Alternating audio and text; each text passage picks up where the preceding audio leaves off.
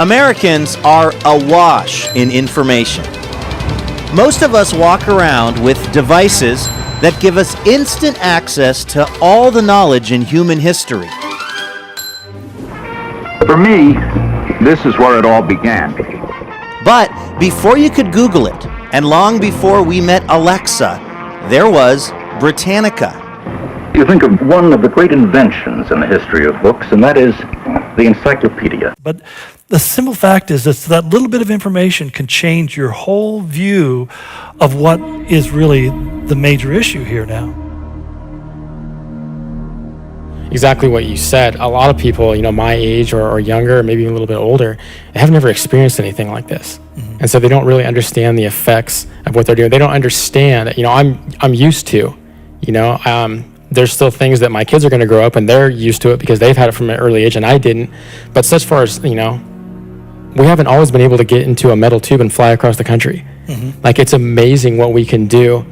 And so in a lot of ways, we've come so far in a lot of ways that we don't really know how to handle that. And I think that's the other thing is not only it's a heart check for us as far as what's authentic, but really it kind of exposes real quick, have we really come all that far? Yeah. 2 days ago, things seemed, limitless, or 2 weeks ago, things seemed limitless. And now all of a sudden, these constraints are placed on us and really changes things. It's amazing how a little bit of information can totally alter your perspectives, Well, I think the whole thing kind of illustrates where our culture is at. You mentioned the whole thing with Kobe Bryant. I had a conversation with a friend, and I think, at least in my generation, that's the first kind of sports icon legend that was, we would say taken too early or life was cut short. But I think it illustrates where our culture is at, is we live in a culture that spends so much time trying to prevent this type of stuff from happening. Mm-hmm. And we almost think that we're immune to it. Like, if we just get enough knowledge, if we get enough of this, and we keep working up, as you said, and the knowledge is multiplying quicker and quicker and quicker. And then all of a sudden, when that is, in an instant changed, it's kind of like a false idol, really. Yeah, I think that not only history have we seen pandemics, many of them. I think in my own lifetime, I've lived through several different things that have gone through the world and had come through this country that people came to understand that these are just part of the cycle. Today, we've largely eliminated those things, but that's the thing about viruses and bacteria. They have an amazing way of recreating themselves in new forms, adapting to new situations. If I'm coughing and sneezing and otherwise emitting, then maybe there's something to be concerned with, but just simply to become so terrified, it's irrational. Yeah. Well, kind of closing up through this whole series, I think, whether people know it or not, you spend the entire year just looking at the world news and what's going on around here and kind of seeing, then you present this series of kind of looking at what's going on around us. Where do you think this fits, or how do you think people should look at this? I think this is a blip. I think that they're designed to make us more aware of the times in which we live and of our own mortality and our need for Him. I think if it brings people to faith and other things of that nature, I think that's marvelous. For me, and personally, I look at this and saying, okay, we've never done anything like this before, where you and I are sitting in an auditorium with nobody in it, talking as if we're surrounded by a crowd. It's kind of interesting. Yeah, I think over the past week, a couple of things that have come to mind. One is especially, I think I was amazed, I think it was from Wednesday to Thursday, just that short amount of time, how quickly things all changed. Mm-hmm. And I got to thinking about some of the things that you've said in previous parts of this series when you talk about superheroes or just things like that. And sometimes when things are going good, we think that things are so far away. But as I saw the different reactions, and if you actually took time, most people would advise you to not go online and see all these different reactions. But if you did that, it just kind of hit me, man. Like, if things are like this, and this is how things end, how quickly would people jump on the side of somebody who just automatically showed up and could solve it like that? Or all you had to do was just worship this, or all you had to do was just receive this cure. And it just got me like, wow. Yeah. Things can change in a heartbeat. Yeah. And then you mentioned that idea of get our attention. And then I was listening to a podcast the other week, and they used this words that I just love the way they phrase it. They just said, we think everything, all of our advances in knowledge and everything is so great, but He's going to graciously allow that to fail in order that we would turn to Him. Yeah. And so That's probably a good explanation of what we're doing here today. that's the idea, but I think it's the kind of stuff that something like this we don't get a chance to do. Maybe, maybe that'll change as we move forward. But I think to be able to have kind of that living room session, to be able to say, well, what about this? This is my situation. How does that apply? And really help people to work through that. And I really think that's an opportunity that we have now as smaller communities, and really discuss these questions and really kind of flesh out those personal experiences as to how this works with the goal, obviously, of submitting to the Word. What role do we have to play in their lives, or what role do we have to shine a light in this just kind of time when people kind of see it as just nothing but darkness. Yeah. Well, thank you for your word. We're going to see how this pans out. But I think that the other part that you kind of touched on that really is we've probably seen people maybe for the first time express panic, really, and I think that really can have an effect too. It reminded me of reading a series of books that I got from my son, and I just thought it was really the story's been well told. I can't finish the story because I haven't finished the book yet. Okay. But I'm getting there. But it was just they were in a situation, and they were given the advice from this godlike figure who said, be careful what lens you view the world through. And so it's a kid's story, and so they get in a situation, and in the first level of the challenge that they're in, they find these glasses, and they have the gold rim, and it allows them to see things clearly. They don't see the size of the monster or the danger that they're in. And so they pass that one, and they get into the next level, and they try to apply the same thing, but they pull up a different lens. They pull up this glasses that have these black frames, and all of a sudden everything just becomes magnified. Now the danger looks so much bigger and things like that. And it just spoke so loud and clear. Yeah. That makes all the difference in the world. The World Wide Web was free of charge from the beginning on. That might have had something to do with how the internet swept and changed the world in such a short time. Well, we're getting to this point in just a few months when, for the first time, more than half the world will be online. We're calling it a 50-50 moment. People hoping to separate fiction from fact.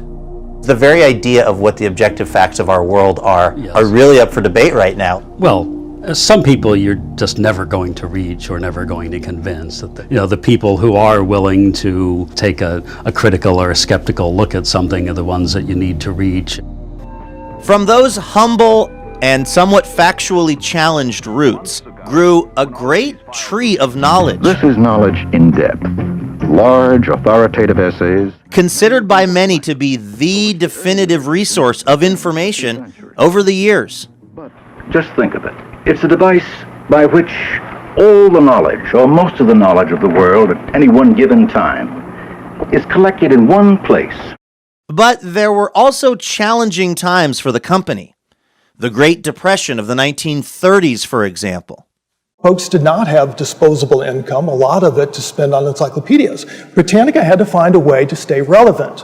Enter the Answer Girls, an elite corps of women who would research and answer any question a Britannica owner might have. So you would write your question on a postcard, attach one of these stamps, and then Britannica, in return, one of the women from the research center would type up and research up to a 10,000-word report as an answer to your question.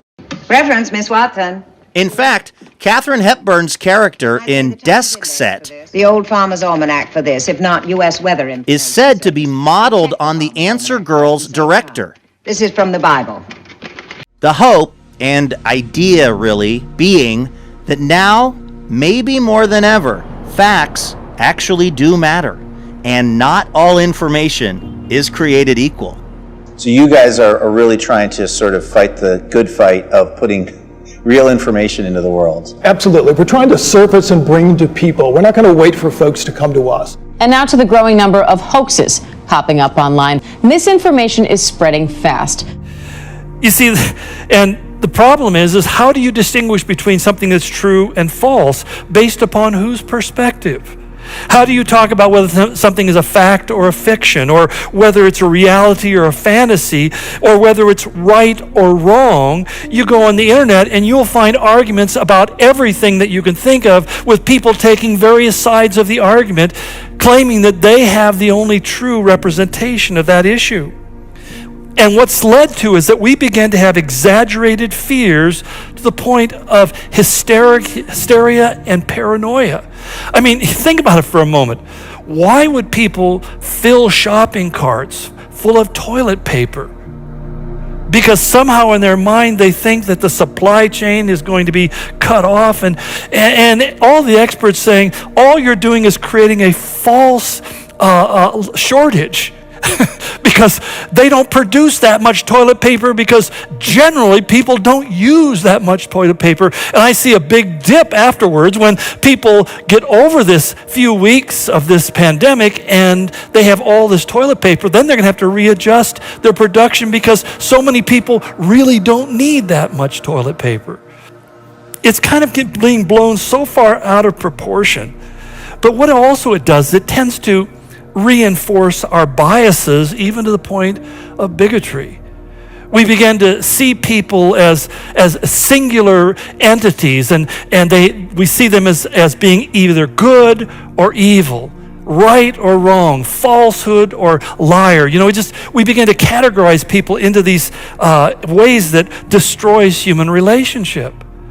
And at some point, we begin to waver between apathy and panic, so that the push and pull of all of this begins to drive people so crazy that what happens is our view of reality actually becomes distorted. Well, I don't want to cast stones, but I feel like the way that so many people are responding, one physician put it really well. He said, the problem isn't just the pandemic, it's the panic-demic that's coming as a result. And I think it's a true observation. Well, the lack of clarity creates this confusion. And so I think that that's what we all struggle with. There's just so many things that aren't clear. What exactly does it mean? And it leads to erratic behaviors. If everybody's rushing to buy toilet paper, what's my conclusion? Toilet paper must be critical. And so people like lemmings chase after the toilet paper. And rarely, like you say, they're reacting. They're not stepping back and going, okay, what's the deeper lesson here? But I find that for people who are just living for their place in this world, anything that threatens that progress is the enemy that needs to be destroyed. And that's where you end up with this very predatorial, vicious culture that tramples people under its feet in order to save its own. So it's scary times.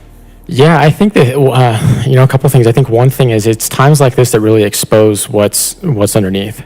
Mm-hmm. You know, as you said, growing up, you saw a lot of people fake it. And I think if we're honest with ourselves, a lot of times we know how to fake it. You know, we know how to do it. And when something like this hits, it really just strips all the fakeness away. I mean, it's really hard to fake when you're trying to like pummel someone in the supermarket so that you can get the last item.